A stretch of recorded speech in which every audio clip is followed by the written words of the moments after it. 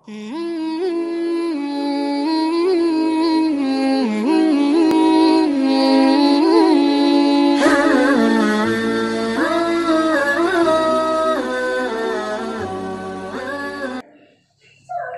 ini saya selalu tugaskan. Kerja dengan tangan kita sendiri itu keren.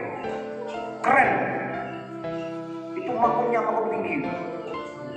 Banyak jadi wali, orang soleh itu gara-gara makomnya itu tinggi derajatnya, gara-gara bekerja dengan tangannya sendiri. Makanya jangan gengsi. Jalan masuk surga itu luas. Tergantung makom, kembali lagi. Makomnya kita. Makanya kalau tahu bahwa tarekat itu luas, gak rebutan makom, gak rebutan jalan, tapi sesuai dengan dirinya. Loh kok petani kok merebut jadi kiai? Nggak mungkin dah. Lalu yang wedus kan jadi mubalik, nggak bisa dah. Kita nggak bisa jadi mubalik karena desainnya bukan mubalik. Dipaksa jadi kiai, desainnya bukan kiai, ya nggak bisa. Kita nggak didesain gaya kiai. Bangun sudah kaya, bangun pesantren, gak ada santrinya. Tapi miskin sudah, ilmunya banyak, tapi dia didesain menjadi kiai. Walaupun di pelosok jadi kiai banyak santrinya. Karena sudah desain awal, kalau saya bahasakan ya, desain awal sudah makomnya dibuat seperti itu masing-masing. Jadi sudah ada jalannya masing-masing. Subhanalladzi biyadihi malakutu kulli syai'in wa ilaihi turja'un. Bismillahirrahmanirrahim. Qul huwallahu ahad, Allahus samad, lam yalid wa lam yulad wa lam yakul lahu kufuwan ahad. Bismillahirrahmanirrahim. Qul huwallahu ahad, Allahus samad, lam yalid wa lam yulad wa lam yakul lahu kufuwan ahad. Bismillahirrahmanirrahim. Qul huwallahu ahad, Allahus samad, lam yalid wa lam yulad wa lam yakul lahu kufuwan ahad. Bismillahirrahmanirrahim. Qul a'udzu birabbil falaq, min syarri ma khalaq, wa min syarri ghasiqin idza waqab, wa min syarri naffasati fil 'uqad, wa min syarri hasidin idza hasad. Bismillahirrahmanirrahim. Qul a'udzu birabbin nas, malikin nas, ilahin nas, min syarril waswasil khannas, alladzi yuwaswisu fi sudurin nas, minal jinnati wan nas. Assalamualaikum warahmatullahi wabarakatuh. Bismillahirrahmanirrahim. Allahumma shalli ala sayyidina Muhammadin al-fatihil mawrid wal khatim lima sabaq nasiril haqqi bil haqqi wal hadi ila siratal mustaqim wa ala alihi haqqa qadrihi wa miqdarihi azim. Bismillahirrahmanirrahim. Para jamaah yang dirahmati oleh Allah Subhanahu wa taala, alhamdulillah kita bisa ngaji lagi di Ta'lim Nasail Ibad. Kemarin malam tentang nasihat ya, tentang hadis Bisri ibnu Haris. Jadi saya ulangi lagi bahwasanya Bisri ibnu Haris itu sahabat Nabi. Beliau itu memiliki keutamaan tersendiri di antara sahabat-sahabat yang lain.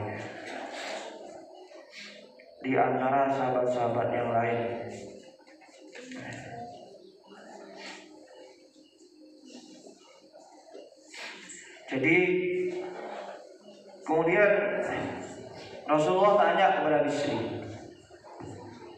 Jadi ini hadis ini dari An Bisri ibnu Haris. Ra'aitun Nabiyya sallallahu alaihi wasallam faqala. Bisri itu bertemu dengan Nabi. Lalu Nabi itu bersabda kepada Bisri, Ya Bisri, atadri lima rafa'allahu ta'ala min bain aqranika. Wahai Bisri, tahukah kamu kenapa Allah mengangkatmu di antara teman-temanmu? Artinya Allah memberikan keutamaan derajat lebih di antara teman-temannya itu. Lalu Bisri bilang enggak tahu. Lalu Rasulullah menjelaskan, Qala bittibaika li sunnati, kamu itu diangkat oleh Allah berderajat yang lain daripada teman-temanmu, memiliki keutamaan dan kemuliaan kemuliaan, karena satu bittibai kali sunnati, karena kamu itu suka sunnahku. Satu sebabnya karena suka sunnahku, kata Rasulullah. Nomor 2, wahid matikas salihin, dan kamu juga melayani orang-orang soleh. Jadi suka membantu orang-orang soleh ahli agama, cinta dengan orang-orang soleh. Kemudian yang ketiga, wanushika li ikhwanika, kamu suka menasehati teman-temanmu, saudara-saudaramu, menasihati dalam kebaikan. Wa mahabbatika ashabi, dan kamu juga cinta dengan sahabat-sahabatku, termasuk ahli baiti, keluargaku. Hadzal ladzi ballaghaka manazilal abrar, itulah sebabnya yang menjadikan kamu memiliki derajat yang tinggi di sisi Allah. Allah mengangkat derajatmu di kalangan orang-orang yang baik. Jadi ada 4 hal. 1, karena Bisri itu suka sunnah Rasulullah, melakukan sunnahnya Nabi. Nomor 2, li hidmatikas salihin, beliau suka membantu orang-orang soleh. Yang nomor 3, li mahabbatika, li mahabbatika wa nusika li ikhwanik, kamu suka menasihati teman-teman atau saudara-saudaramu dalam kebaikan. Dan keempat, wa mahabbatika li ashabi ahli, dan engkau mencintai sahabat-sahabatku dan keluargaku. Nah, ini patut ditiru. Jadi orang seperti halnya contohnya Bisri di zaman para sahabat. Dia seorang sahabat Nabi yang dimiliki oleh, diangkat khusus derajatnya oleh Allah di antara teman-teman yang lain karena 4 sebab tadi. Mengikuti jejak Rasulullah nomor 1. Langsung dia disebut pertama, mengikuti sunnah Rasul. Sunnah Rasul itu seperti itu kemarin malam itu. Jadi banyak. Jadi pikiran kita nggak sempit tentang sunnah Rasul. Kita mungkin sering kali yang paling nampak selama ini, yang mungkin sering juga kita ditegur oleh orang-orang yang sedikit-sedikit yang memang gigih di dalam sunnah itu. Cuma kita sering dengar hanya beberapa saja sunnah, termasuk yang sering disebut itu ngimu jenggot, ya. Itu sunnah. Terus berpakaian ala Nabi gamis, jubahan, itu sunnah. Jadi bukan hanya itu. Kalau kita nggak tumbuh jenggotnya, nggak usah ikuti sunnah yang lain. Atau mungkin merasa tidak pantas, tapi bukan benci ya, jangan sampai benci. Kalau cuma merasa nggak pantas, nggak apa-apa jenggot itu, karena memang sunnah.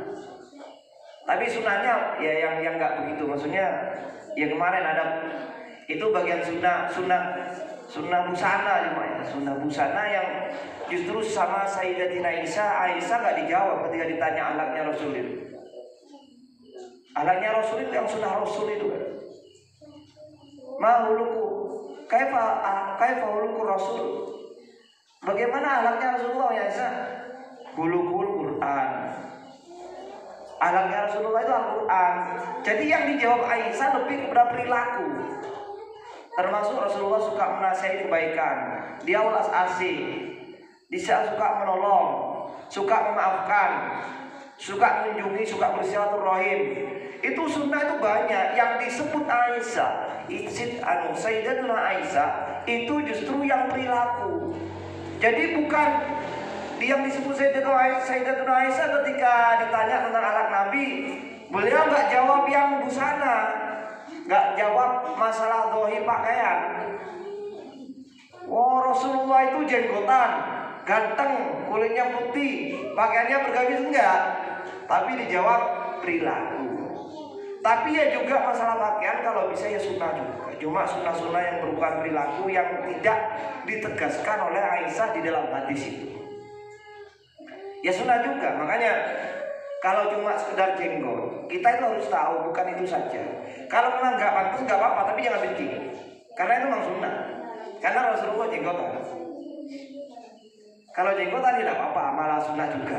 Tapi kalau nggak pantas atau nggak tumbuh jenggot, nggak usah, nggak dosa. Sunnah itu kan nggak dosa, nggak dilakukan nggak dosa. Dan banyak sunnah, terutama lakukan saja sunnah-sunnah yang perilaku tadi. Karena sunnah-sunnah yang perilaku itu mesti bisa siapapun. Kalau jenggotan, yang nggak tumbuh jenggot nggak bisa. Yang mungkin nggak pantas, merasa nggak pantas, nggak bisa. Atau perempuan, wanita kan nggak jenggotan. Nggak, kalau saya ikut gimana pengen jenggot itu sunnah Rasul nggak ada. Itu terus pakaian gamis nggak usah, itu yang penting pakaiannya menutupi aurat saja. Kayak saya nggak biasa bergamis, kayak gimana gitu, kayak asing. Tapi saya nggak benci karena memang saya mungkin nggak biasa. Akhirnya nggak bisa melakukan sunnah itu saya. Yang perilaku saja yang itu sunnah. Termasuk kan banyak hal-hal yang bahkan siapapun bisa, nggak usah perlu modal. Contoh, jadi kalau kayak haji kan rukun termasuk di Mekah, gimana sholat-sholat sunnah kan nggak bisa kita butuh nyampe ke Mekah. Tapi enggak usah ya, seperti kemarin kehidupan sehari-hari itu bisa sunnah. Karena Nabi juga hidup sehari-hari, bagaimana yang dilakukan Nabi sehari-hari itu aja. Kumpul dengan keluarga itu sunnah. Kita sore-sore hari bersama keluarga, guyon itu sunnah. Karena Nabi suka kumpul dengan keluarga, dengan istri-istrinya. Ya guyon itu sunnah, guyon itu sunnah. Jadi jangan pandang sunnah-sunnah itu yang berupa ibadah-ibadah kayak yang tadi. Jadi banyak sunnah itu. Jadi perilaku biasa sehari-hari walaupun nggak menyangkut dengan ibadah makhluk itu sunnah. Guyon dengan keluarga, kumpul, membahagiakan keluarga itu sunnah. Sunnah. Cara makannya ikuti Nabi biar sunnah. Jadi banyak sunnah itu. Nabi itu manusia biasa tapi maksum ya, yang dilindungi dari dosa, dari perbuatan buruk. Jadi apa yang dilakukan Nabi itu baik semuanya. Dari tidurnya sampai bangunnya itu semua ditiru, dan itu yang disebut sunnah. Dan tidak ada Nabi itu dilindungi dari dosa ya. Walaupun ada hal-hal yang seakan-akan dosa, yang seakan-akan di luar jalur ajaran syariat biasanya, itu malah menjadi landasan hukum, bukan malah menjadi dosa. Contoh, Rasulullah itu juga pernah lambat sholat subuh, yang pernah tak ceritakan. Jadi ketika beliau itu dengan Bilal dalam perjalanan, sebelum subuh itu beliau capek, akhirnya istirahat di suatu tempat itu. Rasulullah bilang, saya capek wahai Bilal, ini nanggu, paling sekitar jam 3 sebelum subuh itu ya, dalam perjalanan bersama Bilal berdua. Ini saya mau tidur nanggung subuh, saya takut tidak bangun, tapi saya capek, nggak kuat. Lalu sahabat Bilal itu sok-sokan ya, mau tenang Rasulullah, saya yang bangunin gitu. Akhirnya Rasulullah tidur di situ. Nah ternyata kesiangan betul ya. Mungkin jam-jam 7 lah sampai matahari itu keluar, sampai waktu subuh habis. Kan secara syariat kan memang telat subuhnya ya, tapi bukan sebuah dosa itu, tapi menjadi ajaran. Akhirnya menjadi ajaran, bukan sebuah dosa. Tapi bagaimana kalau kita umpama mengalami tanpa sengaja cara sholat subuh kita kesiangan? Nah, akhirnya jadi hukum, bukan jadi dosa, karena ada caranya biar nggak dosa itu. Jadi bagaimana akhirnya timbul di hukum, bagaimana caranya kalau kita manusia biasa mungkin pernah ya capek itu hingga subuhnya telat sampai matahari muncul sekitar jam 7. Lalu apakah meninggalkan sholat subuh? Tidak. Gimana caranya? Kodoknya itu gimana? Nah itu kemudian menjadi hukum bagaimana cara ketika sholat subuh kita kesiangan. Rasulullah sholat malah adzan. Jadi sahabat Bilal itu suruh adzan masih, bukan hanya sholat subuh. Ketika sudah matahari terbit itu ya sudah telat subuh itu, Rasulullah nggak sholat, tapi sahabat Bilal disuruh adzan masih. Coba bayangkan. Tapi kalau adzannya ini walaupun juga ajaran bagaimana telat, mungkin kalau kita lakukan mungkin nanti ya kok adzan subuh kok isi jam 7 gitu. Karena waktu itu kan mungkin berdua, nggak ada kampung apa gitu, sehingga di sekitarnya juga nggak mungkin dengar adzan waktu itu. Jadi seperti itu kan. Jadi kalau akhirnya jadi hukum, ketika kita telah sholat subuh tetap sholat di kodok, diganti langsung ketika kita bangun. Nah jadi akhirnya menjadi ajaran, bukan malah menjadi dosa. Jadi setiap perilaku mulai tidur dan bangunnya Rasul itu menjadi sunnah. Dan itu perilaku, bukan hanya sekedar busana. Itu yang lebih utama. Kita ngingu jenggot sunnah, tapi nggak sholat, ya percuma sunnahnya. Kita nggak ngingu jenggot, tapi melakukan sunnah yang lain bisa. Jadi jangan, artinya saya tegaskan begini, nggak usah terpancing kalau masalah sunnah-sunnah, cuma sekedar ngingu jenggot atau bergamis, nggak usah terpancing. Bukan berarti kita nggak ikut sunnah, banyak yang sunnah.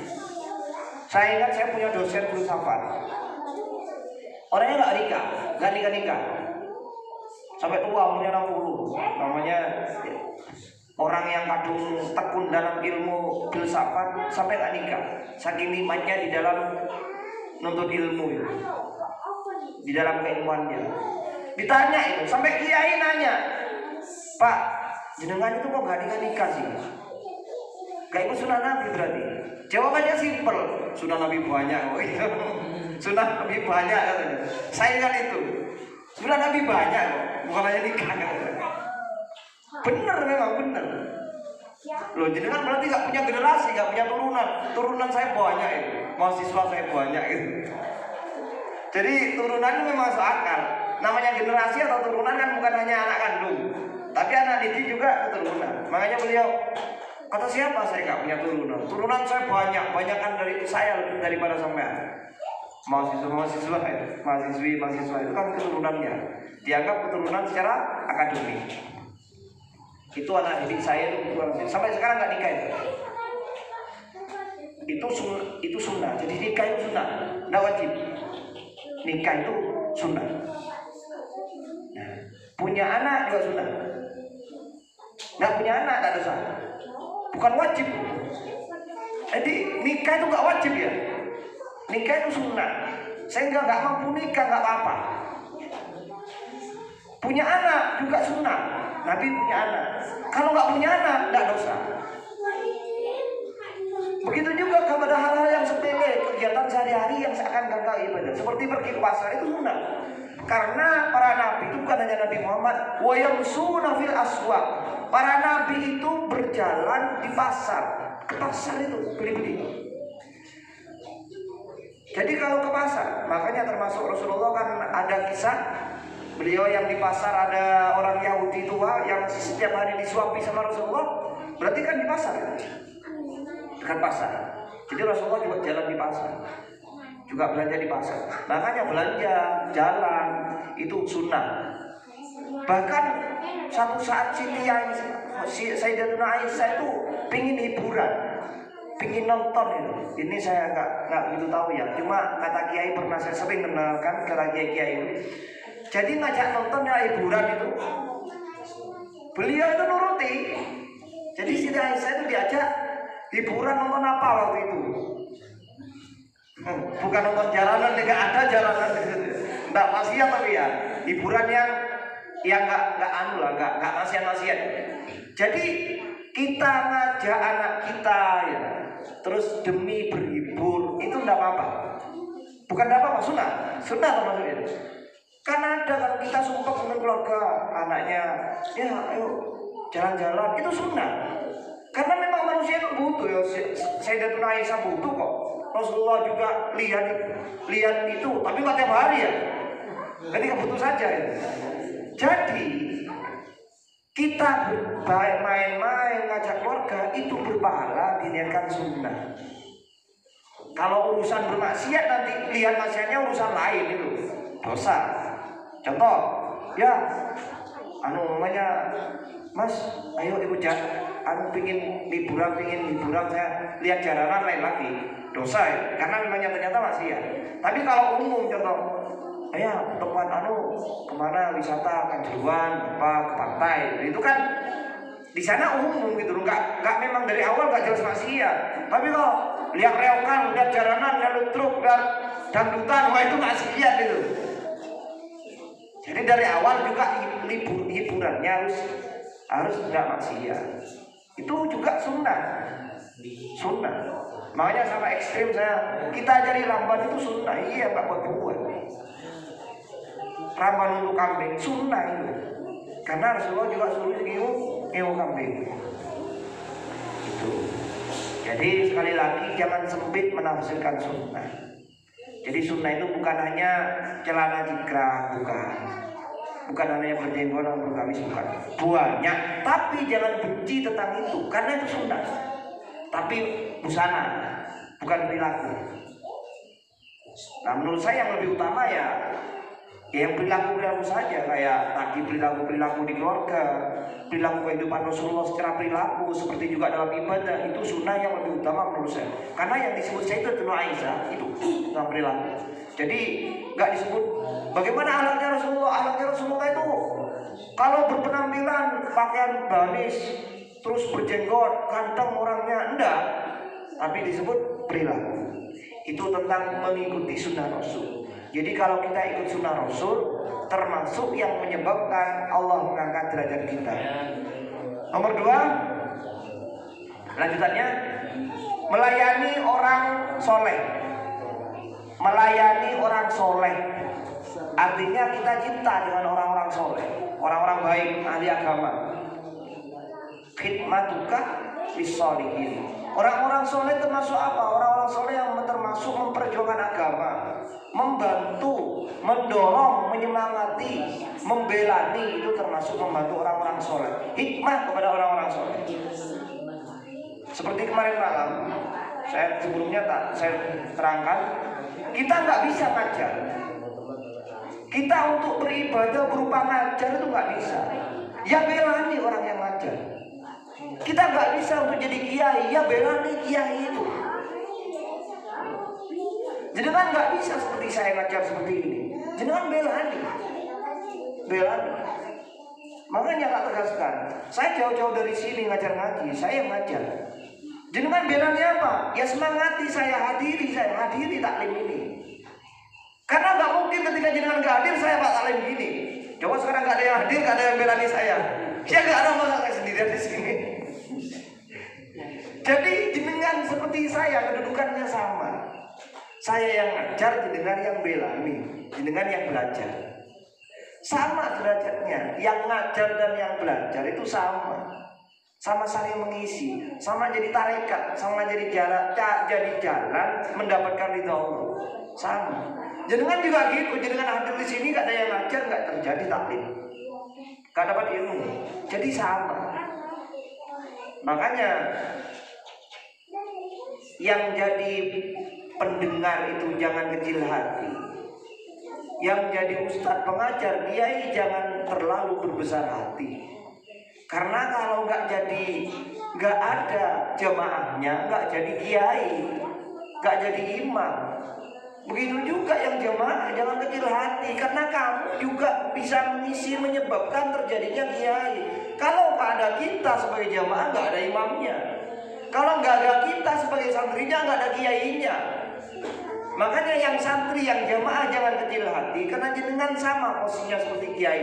Yang kiai, imam atau pemimpin jangan mentang-mentang, karena kalau nggak ada rakyat, nggak ada jamaah, nggak ada yang ngaji, nggak jadi kiai. Jadi sama ngisi kan. Nah, makanya sama.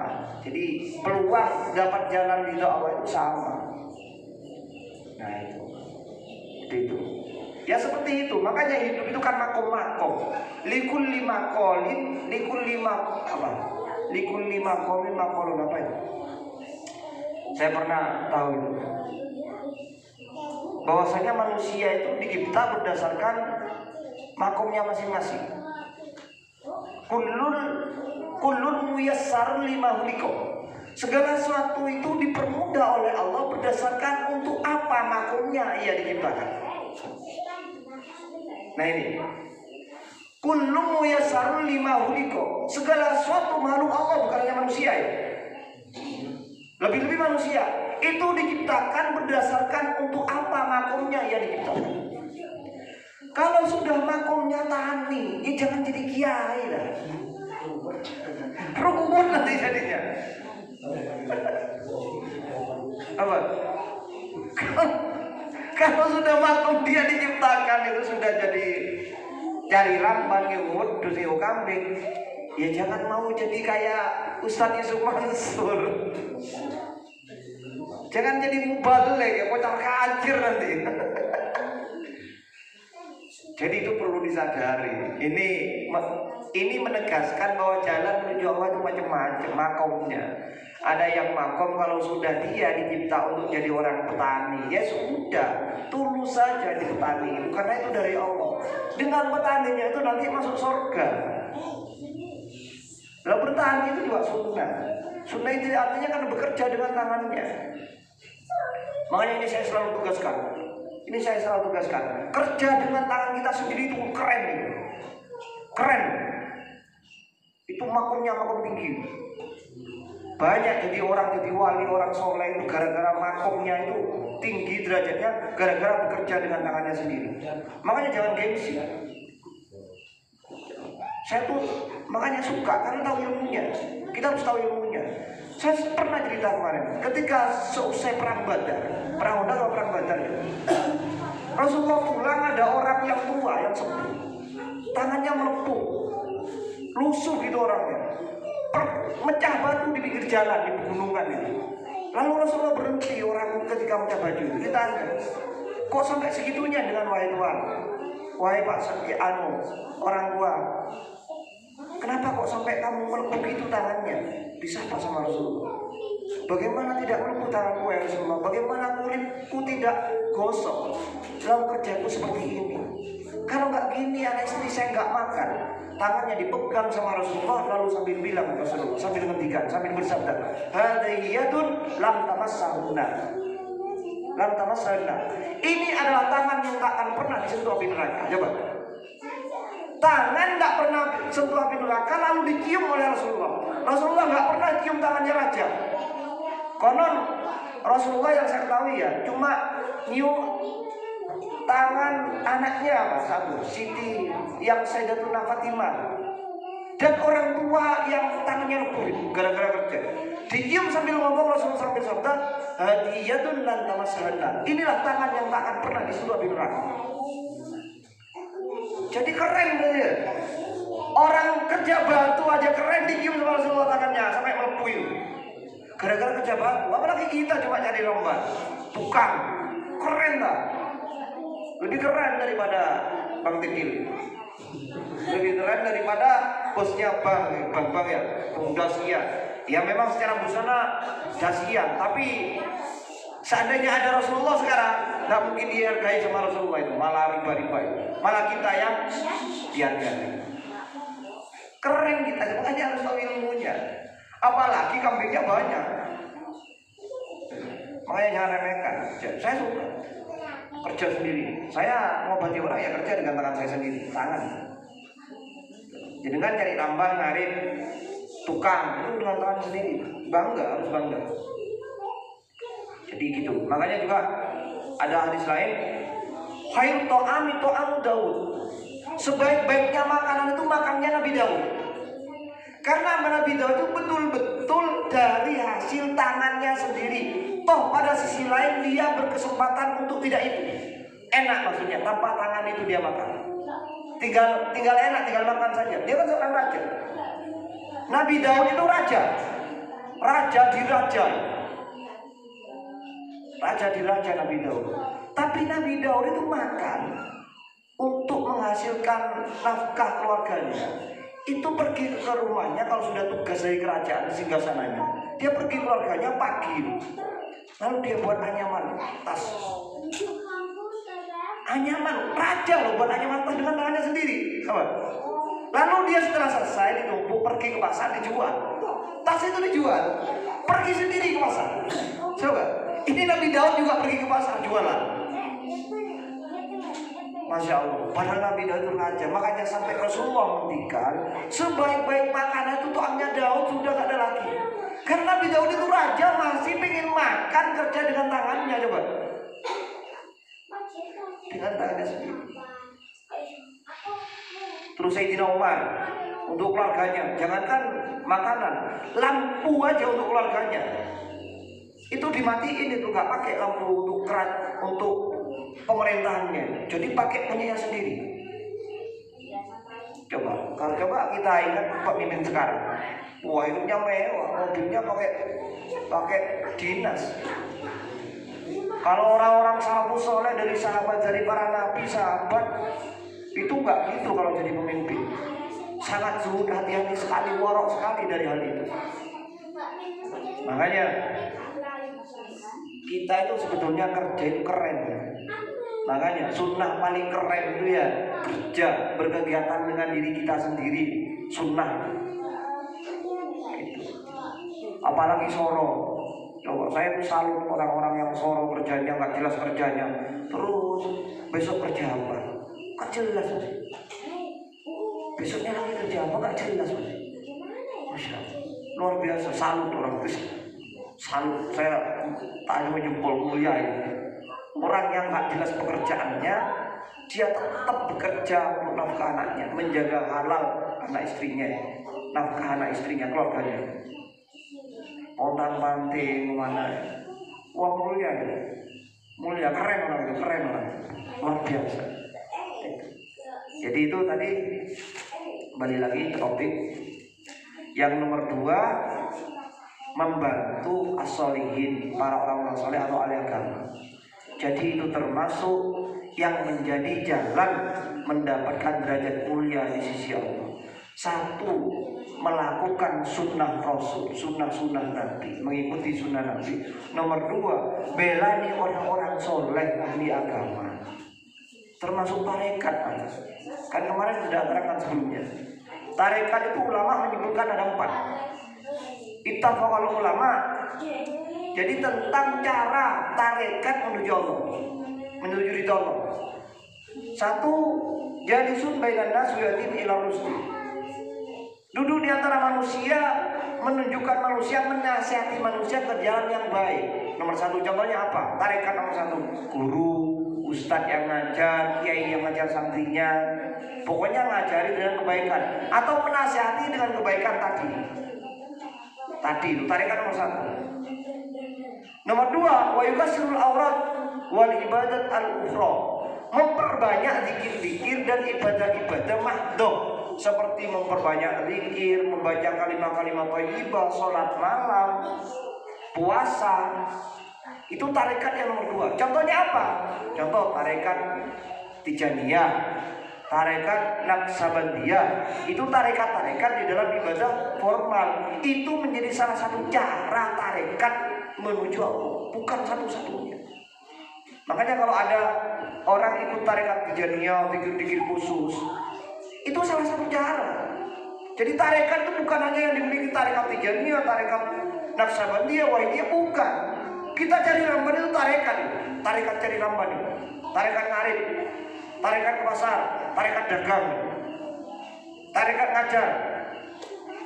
Nomor 2, khusus ibadah tadi. Nomor 3, wa yahdimul fuqaha, membantu para ahli agama. Tadi khidmatul sholihin, membantu orang-orang soleh, belani orang-orang ahli agama atau orang-orang soleh. Tarekat nomor 3. Nomor 4, wa yahmilul hatab ila suqin, membawa kayu dari hutan dibawa ke pasar untuk menghasilkan nafkah yang halal bagi keluarga. Ikut tarekat. Jadi ada 4 sebenarnya.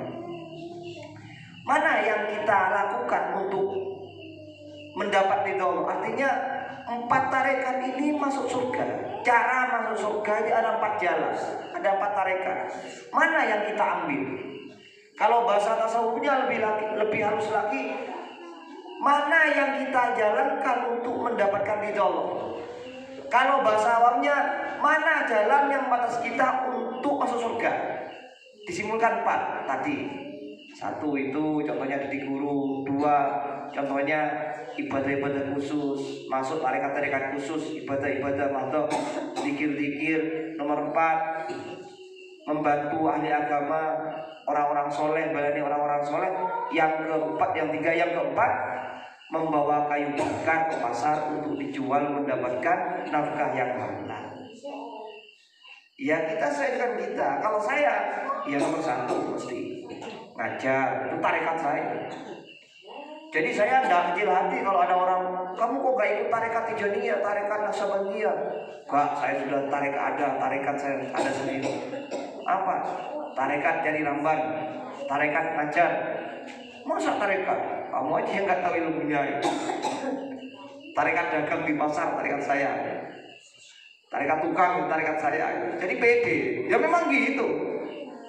Jadi jangan monopoli tiba-tiba yang dikira yang ikut tarekat khusus itu, tarekat Tijaniyah, tarekat Naksabandiyah yang memiliki surga. Bukan itu.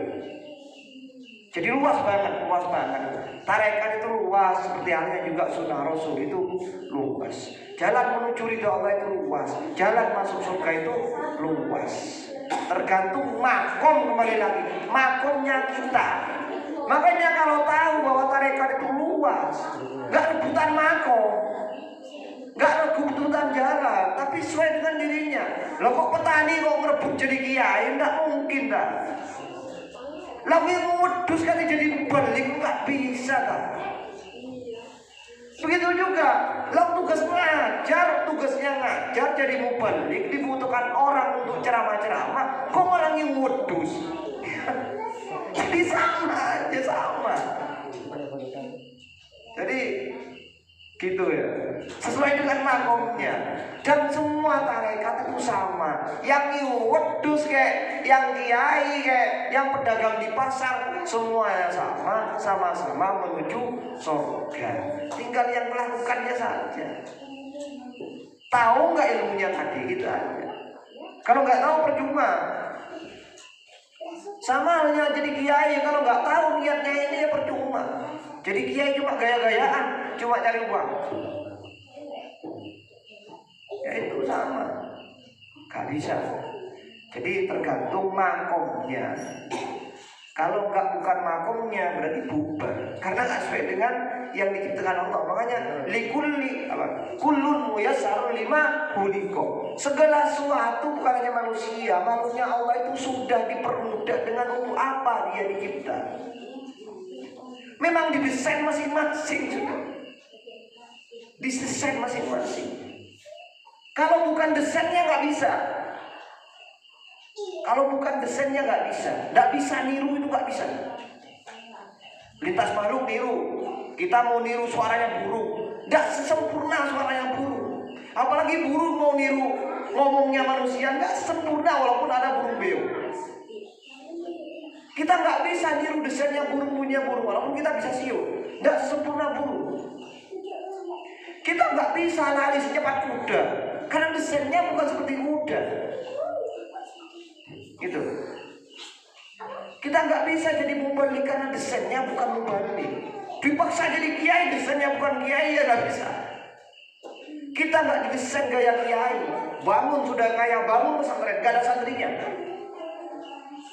Tapi miskin sudah, ilmunya banyak, tapi dia didesain menjadi kiai, walaupun di pelosok jadi kiai banyak santrinya. Karena sudah desain awal, kalau saya bahasakan ya, desain awal sudah makomnya dibuat seperti itu masing-masing. Jadi tidak ada jalannya masing-masing. Saya mau nukang nggak bisa, karena desain saya bukan tukang. Kalau Mas Yusuf pinter, Mas Edi pinter, Mas Edi dan Mas Yusuf tidak mungkin juga bisa ngajar jadi mubalik karena desainnya ya sudah tukang gitu. Coba bayangkan kalau Mas Yusuf sudah pas ngotot jadi mubalik pakai gamis ngingu jenggot panjang.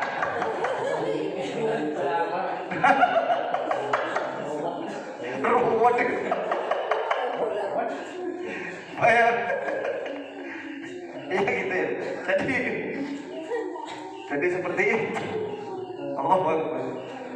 Nah justru dengan itu kalau kita pikir indah hidup ini ya, indah. Makanya puncaknya segala sesuatu itu lari ke puji Allah. Yaitu Allah.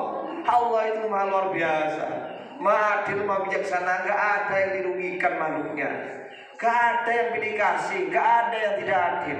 Allah itu maha adil, maha bijaksana, sudah maha lebih mengetahui. Dengan desain awal sudah desain.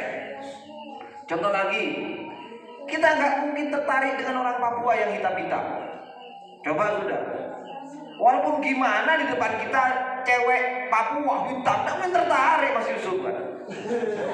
Ya, hitam legam kayak gitu ya. Karena tapi coba orang Papua sendiri ya, yang hitam-hitam laki-laki itu, kayak merasa cantik. Kita yang lihat, kok bisa ya orang kok kuat. Langsung desainnya kayak itu coba. Coba Miss Universe kita kalau lihat itu ya, orang yang negro itu ya, jadi Miss Universe juga kan, boom. Padahal menurut kita kayak itu cantik gitu. Langsung desainnya orang sana ya sana, bukan desain kita, bukan selera kita. Kalau seleranya sana ya sana, cinta, merasa indah, karena di desain otaknya sudah kayak itu. Jadi itulah Allah itu malah bahasa pendesain yang luar biasa. Semua sudah didesain, gak ada yang sia-sia. Contoh, sampai hal-hal yang sepele kita pikir kuasa Allah, kita puji Allah sekarang.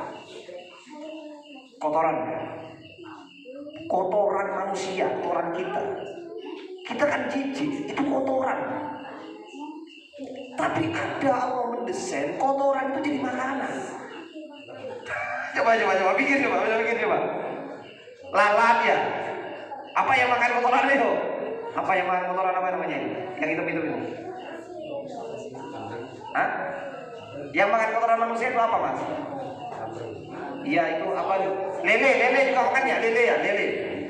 Kalau kita mikir kotoran kok dimakan, bukan desainnya kamu. Gitu. Kamu itu gak didesain seperti itu. Tapi kalau lele didesain suka kotorannya makan. Jadi sampai kotoran pun didesain dengan lele seperti itu. Jadi gak akan pernah ada sia-sia. Apapun kita kalau kembalikan puji Allah, ada ilmunya, tidak akan pernah sia-sia. Akhirnya puncaknya kita, subhanallah, Allah begitu indah, Allah begitu bijaksana menciptakan segala sesuatu, tidak sia-sia. Sampai kotoran pun itu bisa laku.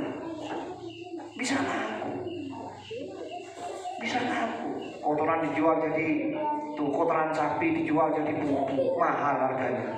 Kotoran manusia juga gitu, jadi pakan lele, gemuk. Akhirnya di perut lele diolah, lelenya dimakan lagi untuk kita.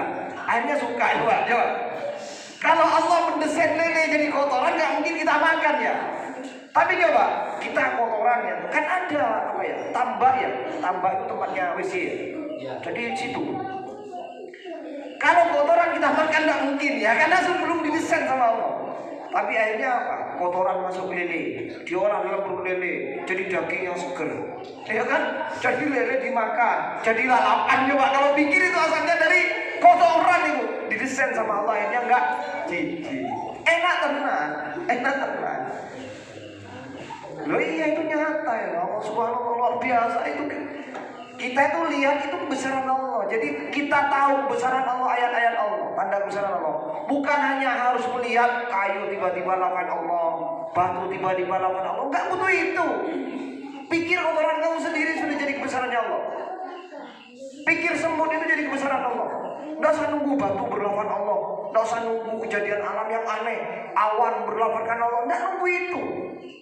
Apapun di sekitar kita itu sudah kebesaran Allah. Kalau kita tahu ilmunya. Ya itu kembali lagi, kullun muyassarun lima yuridu.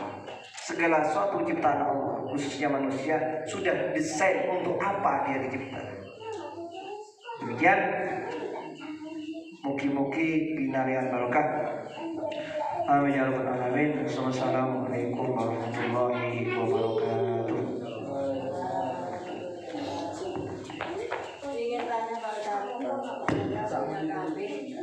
Ada orang gila itu cari rambut di kampung saya. Ada orang gila, ya nggak apa-apa.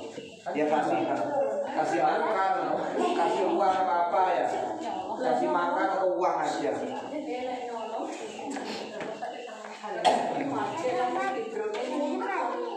Nggak apa-apa, kasih makan atau uang apa? Tukar atau